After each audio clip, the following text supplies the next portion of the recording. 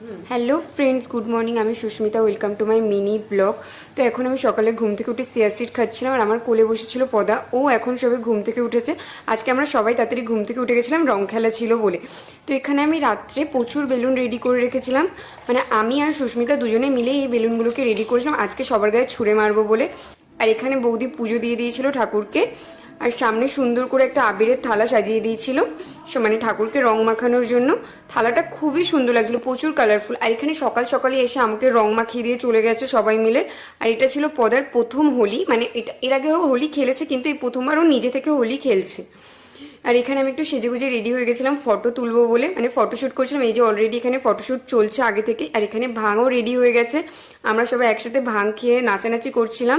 তারপরে এটা ছিল আসল হোলি। প্রথমে শুরু হয়েছিল আবির দিয়ে, তারপরে মাথা ফাটা রং, সব রং চলে এসেছিল, ভূত রং। এখানে আমরা একটু নাচানাচি করছিলাম। তো আজকের জন্য একটুখানি বাই বাই। ভিডিও কেমন লাগলো